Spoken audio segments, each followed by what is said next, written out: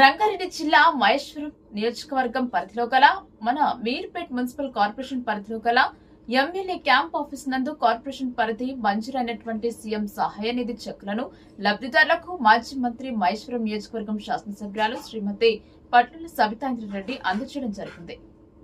ప్రముఖ మానవతావాది వికలాంగుల హక్కుల కోసం త్యాగపూరిత ఉద్యమం చేసిన హెలెన్ 145వ జయంతి సందర్భంగా హైదరాబాద్ మలక్పేటలోని వికలాంగుల సంక్షేమ శాఖ రాష్ట్ర కార్యాలయంలో శుక్రవారం జరిగిన కార్యక్రమంలో ఆయన ముఖ్య అతిథిగా పాల్గొని హెలెన్ కిల్లర్ కు పూలమాల వేసి మంత్రి మాట్లాడారు. తెలంగాణ రాష్ట్ర వికలాంగులందరికీ హెలెన్ కిల్లర్ జయంతి శుభాకాంక్షలు తెలిపిన మంత్రివర్యులు ఆవరణలో ఉన్న బదిరిల స్కూల్ విద్యార్థులు స్వయంగా విద్యార్థులకు భోజనం వడ్డించి వారితో కలిసి భోజనం చేశారు.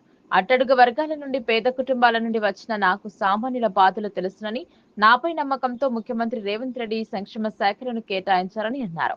హక్కులను కాపాడుతానని, వికలాంగులకు పెద్దనులాగా అనుక్షణం తోడుగా ఉంటానని అన్నారు. వికలాంగులతో ప్రత్యేక సమావేశం ఏర్పరిచి సమస్యలను పరిష్కారం చేస్తానని అన్నారు.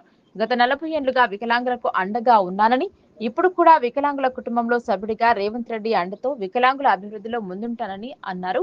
గత ప్రభుత్వం వికలాంగుల కార్పొరేషన్ కు 10 ఏళ్లలో 64 కోట్లు కేటాయిస్తే 2 సంవత్సరాల్లోనే 100 కోట్లు కేటాయించిన ఘన చరిత్ర ముఖ్యమంత్రి రేవంత్ రెడ్డిదని అన్నారు. హెలెన్ కిల్లర్ పుట్టు మూగ చెవుడు అంధురాలైనా కూడా వెనుకడుగు వేయకుండా రచయితగా, విద్యావేత్తగా, సామాజిక హక్కుల ఉద్యమకారిణిగా 19వ శతాబ్దంలోనే 2వ పవర్ఫుల్ వ్యక్తిగా చరిత్ర సృష్టించి మానవాళికి ఆదర్శంగా నిలిచారని అన్నారు.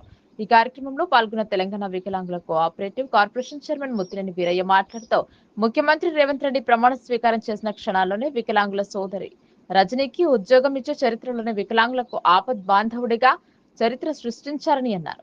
మంత్రివర్యులు అడ్లూరి లక్ష్మణ్ కూడా బాధ్యతలు స్వీకరించిన వెంటనే 2367 స్వయం సహాయక సంఘాలను ప్రోత్సహిస్తూ వికలాంగుల సమూహాలను, వికలాంగుల కుటుంబాలను ఆర్థికంగా వృద్ధి చెందడమే లక్ష్యంగా 3,55,00,000 రూపాయలను కేటాయిస్తూ ఉత్తర్వులపై వికలాంగుల వ్యక్తిగత సమృద్ధి కొరకు 5 కోట్ల రూపాయల ఫైలుపై సంతకాలు చేసే ఉమ్మడి ఆంధ్రప్రదేశ్ చరిత్రలోనే ఇలా చేసిన మొదటి మంత్రివర్యులుగా చరిత్ర సృష్టించారని అన్నారు.